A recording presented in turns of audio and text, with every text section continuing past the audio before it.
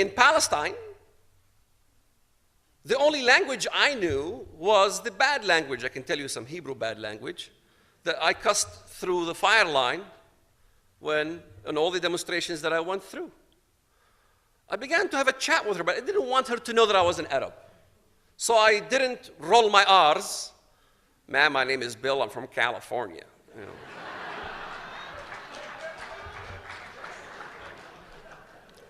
I'm going over here as a pilgrim to visit the Holy Land, you know. I disguised myself as a Christian, you know.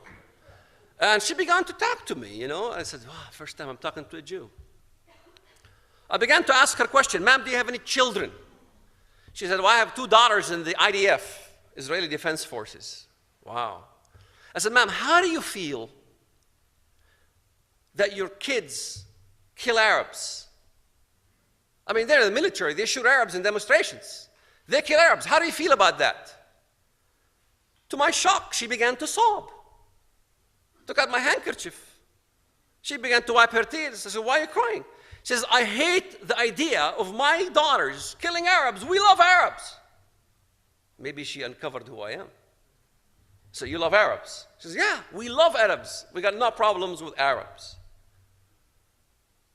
Then I went, of course, the Israelis check thoroughly if you're Palestinian. They give you a different card versus a white card for the tourists because my birthplace was Jordan on the passport.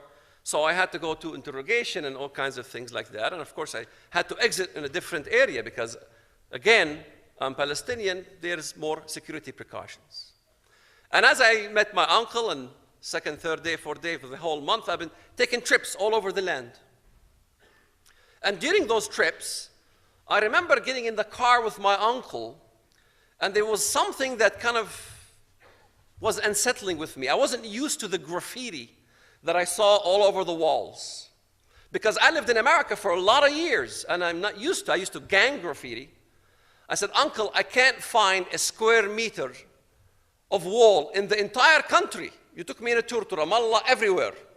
I couldn't find a square meter that didn't have graffiti. What kind of graffiti? Well, one of the graffiti was saying, نقرع أبواب الجنة بجماجم اليهود. We knock on the gates of heaven with the skulls of Jews. Uncle, why must we enter heaven by knocking on the gates of heaven with the skulls of Jews? Isn't there a different way to go to paradise?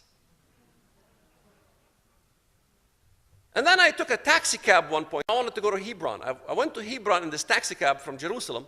And by the time I reached Hebron, there was an incident that happened in front of my own eyes that really began to change my mind. As an American critical thinker, I began to ask myself questions. There was this mob of Arabs who began to stone this Jewish bus of Kiryat Arba. There was a community called Kiryat Arba that used to take this Jewish bus, and take them home.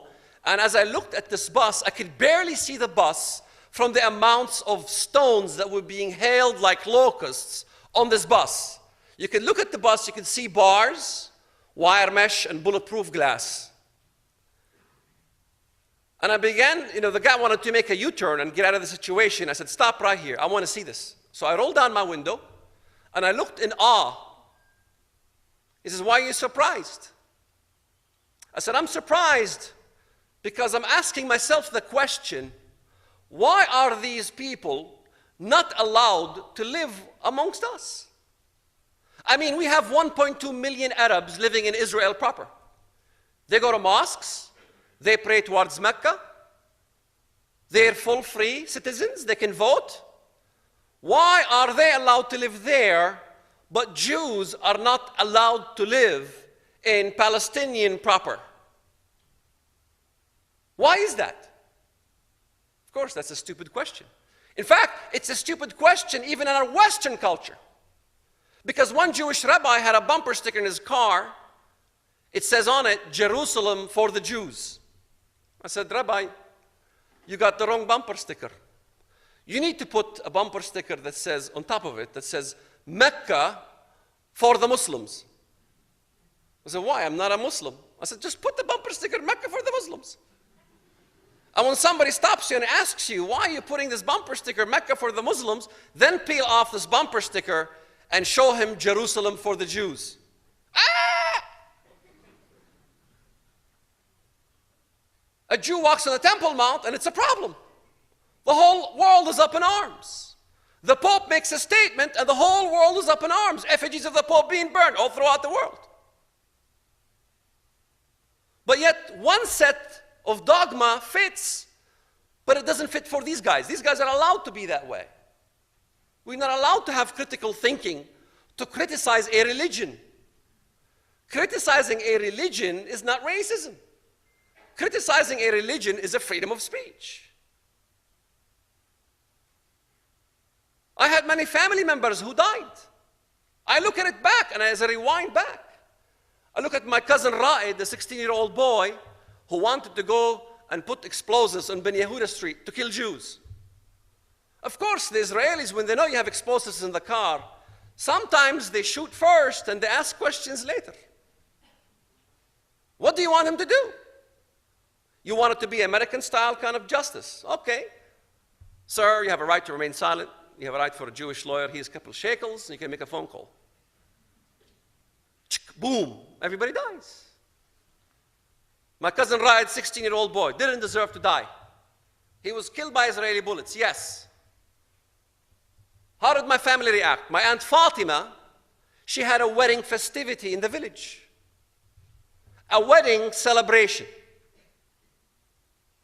And the entire community came to congratulate my Aunt Fatima because now Ra'id is in heaven. He is interceding for 70 members of his family so they can also enter paradise. All my life as a Muslim, I criticized the Christians because the Christians believed in Jesus and his blood redemptive act that, remitted sins and wiped out all the sins of mankind if they believe. Because Islam as a religion rejected the idea of intercession. You can't intercede. Nobody can intercede for somebody else to go to heaven. That's the Islamic dogma. No Muslim will disagree with me with that. وَلَا تَزِرُ وَازِرَةٌ وِزْرَ أُخْرَى. No one can intercede for somebody else. Yet, as I began to think about it, I said, wait a minute. My cousin Ra'id sort of became like Jesus now, because by the first drop of his blood, his sins are forgiven. Now he can intercede for 70 members of his family, so they can go to heaven. My first bomb maker, Mahmoud al-Mughrabi, his cousin, Dalal al-Mughrabi, famous, killed 36 Israelis in a bus.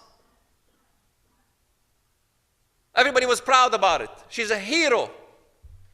Mahmoud al-Mughrabi in prison decided to recruit me to plant a bomb to blow up a bank in Bethlehem. Of course, I obliged because the explosives are few and the applicants are plenty. Everybody wanted to die from the youth. We have created a generation that loved death more than they loved life.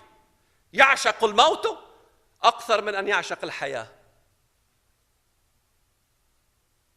And I planted this bomb. I was in the Temple Mount, Al-Aqsa Mosque, smuggled by the Muslim Waqf police who were supposed to be protecting the holy site into an escape route so the Jewish soldiers who check you in the checkpoints outside, of course, they have checkpoints. They harass Palestinians, And I planted my bomb, exploded 6 p.m. No one was killed, thank God. Because now I look back and I had blood in my hands. In 1993, I began to spy at the Jews. I walked into a synagogue one time, and I wanted to listen to what the Jews talk about in the synagogue. At this point, there was a speaker coming to town in Walnut Creek, California. He was speaking about the situation in Israel. His name was Moshe Al-Ad. As I listened to Moshe Al-Ad's speech, he was talking about building the Haisha camp, putting apartment complexes for the Palestinians in Haisha. I couldn't believe my ears. Jews want to build an apartment complex for the Palestinians, for the refugees. They want to solve the refugee problem. But he was having a problem trying to convince the Palestinian Authority, the PA, the PLO, to allow them to build an apartment complex for the Palestinians. They didn't want to build a complex because the Arabs wanted to keep this